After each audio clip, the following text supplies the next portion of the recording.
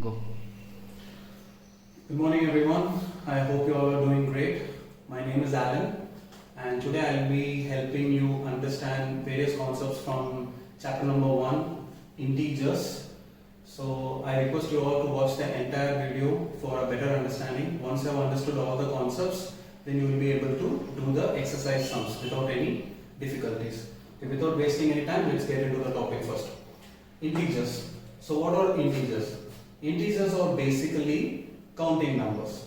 What do you mean by counting numbers? You won't count the numbers -1, -2, -3, right? You'll be counting numbers from 1. So integers are basically counting numbers 0 and the negative numbers all together put in. How? Let's see. We'll start with 0. After 0 what comes? 1, then 2, then 3, then 4, and it goes on. So same is the case towards the left hand side of the 0 also. So left hand side to 0 it will be -1, -2, -3, -4 and so on.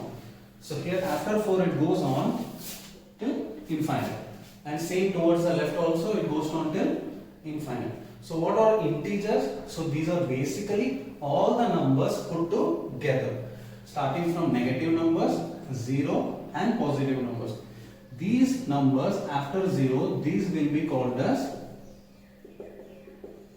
positive integers, and it is represented by I plus. And over here this is 0, and towards the left of 0 that will be your negative integers, and that is represented by I minus. So okay, we have talked about positive integers and negative integers. What about 0? 0 is also an integer, but it is neither positive nor negative. Is that clear? So integer 0 is also an integer, but it is neither positive nor negative. So integers generally represented by I, and this one is I plus and this one is I minus. I hope you all are clear with this one. Let's get into the next one. What is the next one? Next one is representation of these integers on a number line. How to represent them? Let me show you that. So for that, first we will draw a number line. First we will draw a line, and over that we will be marking numbers starting from 0. So first will be 0 over here, and towards the right of 0 what will be coming? Positive integers. What are that one? 1, 2, 3, 4 and so on, right? And towards the left side of 0 that will be -1, -2, -3, -4, say -5, and it goes on, right? So this one is the number line. Now if a question is being asked to you, say for example represent number -5 on the number line. So how you will represent -5? Can you see where is -5 on this number line?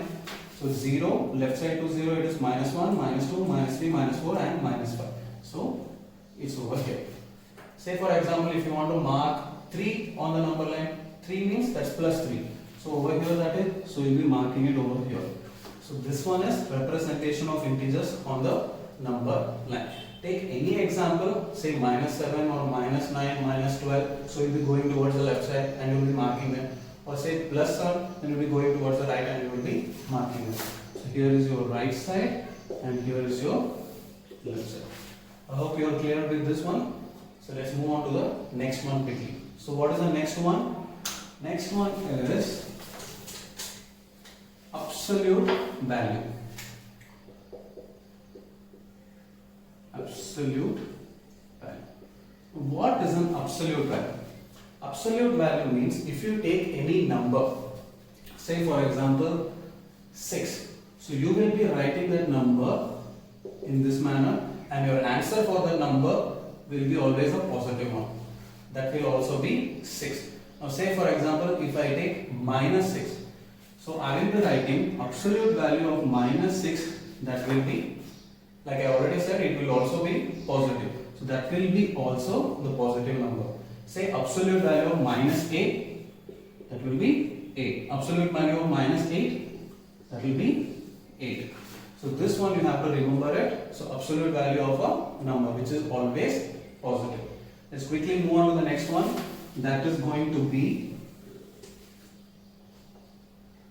properties. Addition properties.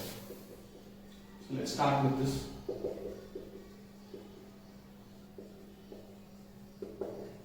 Okay. So in addition properties, the first one which you will be learning is commutative property. C-O-M-M-U-T-A-T-I-V. Commutative property. So what does commutative property states?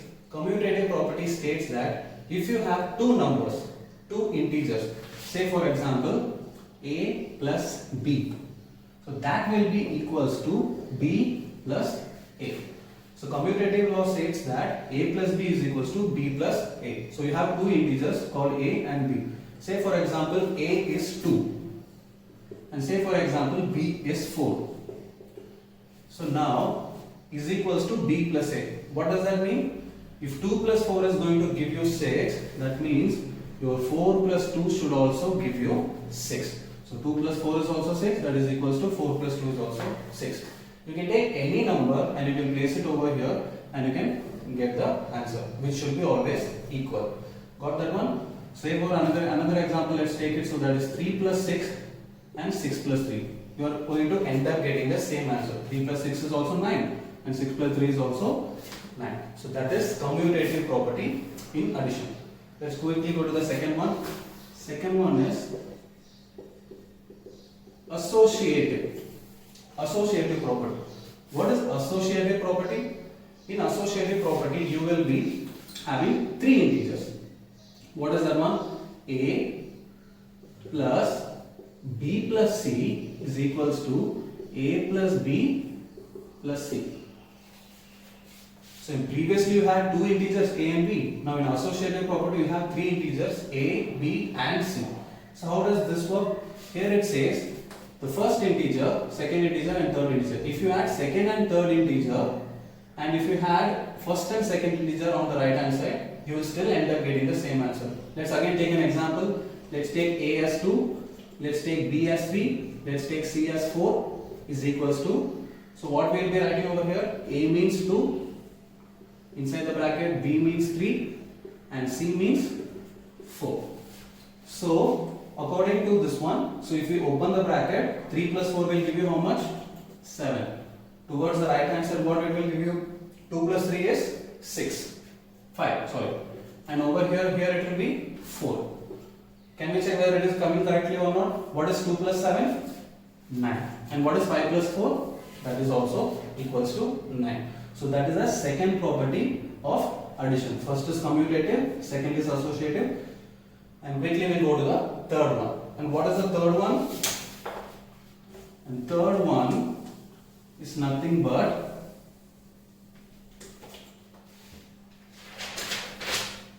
repeated addition. So what is repeated addition?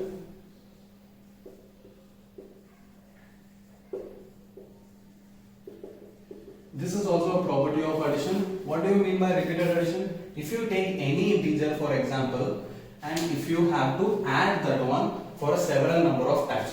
Say I am taking an integer a and if I have to add it 3 times, a plus a plus a, since it is a repeated addition, you don't have to add it multiple times. You just have to multiply the number of times.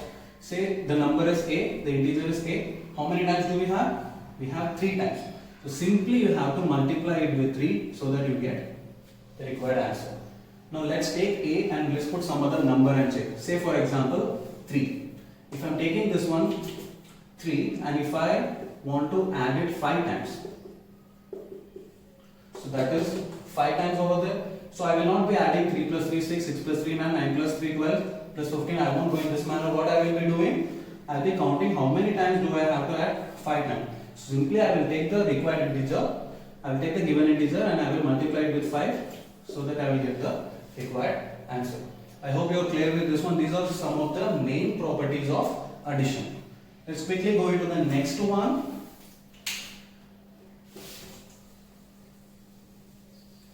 And the next one we will be having predecessor and successor. Predecessor and successor. What do you mean by the term predecessor? Pre means something which is previous to the given number. What is predecessor means?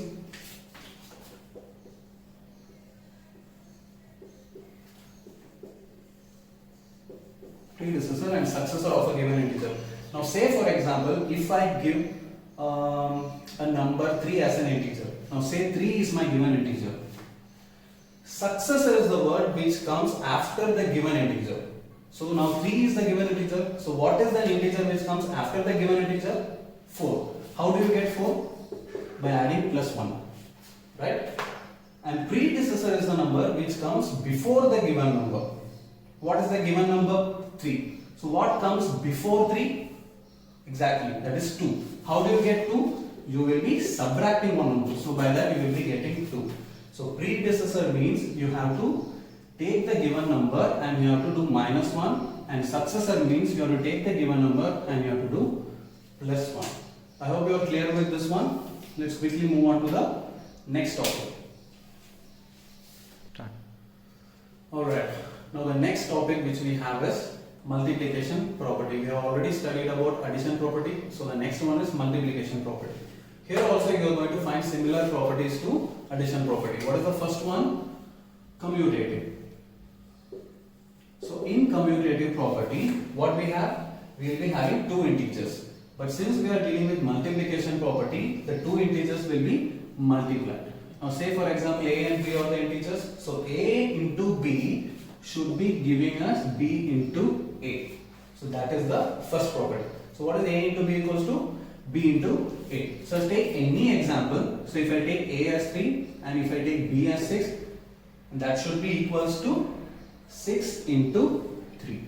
Okay, so according to the commutative property we have presented it. Now what is the next one? We have to see whether it's coming equal or not. 3 into 6 is what? 18, and 6 3s are 18. So it doesn't matter whether you are multiplying c into a or a into c, or whether you are multiplying 2 into 4 or 4 into 2. So in multiplication you have this property. Coming to the next one, what is that one? Associative property. So similar to addition property, here also we have associative property. Again, what does associative property states? Associative property also has three integers similar to the one we studied about addition. So here it is a multiplied by b into c inside the bracket should be giving us a into b inside the bracket multiplied by c. What does that state? So if you take any three integers and if you multiply the second and the third number in the first one left hand side and first and the second number in the right hand side, still you will end up getting the same answer. Check for yourselves. Let's take a as 2 and over here 3 and over here 5. So that should be equals to a into b is what? A is 2 and b is 3. So I will be writing here 2 into 3 inside the bracket and c is just 5. So it doesn't matter how you multiply. So let's say here I will be writing 2 and inside the bracket what answer I will be getting? 15. That should be equals to what I will be getting over here? 2 3s are 6 multiplied by 5. Okay. So 15 2s are 30 and over here 6 5s are 30. Like I said before, it doesn't matter if you have 2, if you have 3, if you have 4. It doesn't matter whether you are multiplying 2 into 3 first or 2 into 4 first or 3 into 2 or 3 into 4 or 4. You can start from anywhere and you will end up always getting the same answer. So first property is commutative, second property is associative, and the third property is going to be distributive. There is no distributive one in addition, we did not say about that, and over here you have distributive property. That is the third one. What is distributive property or distributive law? It's nothing but if you have three integers, say a, and if that multiplies with say b plus c, which is in addition. So a is multiplied to b plus c. Okay, in that case what you will be doing is when you will open the brackets, a will multiply with b and also a will multiply with c. Many students tend to make mistake by writing only a into b. They do not multiply a into c. That is the mistake. So what you will be getting? A into b is what? AB. What is the sign? Plus a into c is AC. So you will be splitting them and you can end up getting the answer. Let's see for an example. What will be the example? Say a as 2 and inside the bracket we will be having say 3 plus 4. So 3 plus 4. Now one way of solving is what? 3 plus 4 is how much? 7. 7 into 2 is 14. You will end up getting the answer like that also. Otherwise, by using distributive law, how you will be getting? You should multiply 2 into 3 first. What is 2 into 3? 6. What is the sign? Plus. What is 2 into 4? 8. What is 6 plus 8? 14. So in this way also you will be getting the same answer. So first we discussed about commutative, second we discussed about associative, third is distributive. Alright.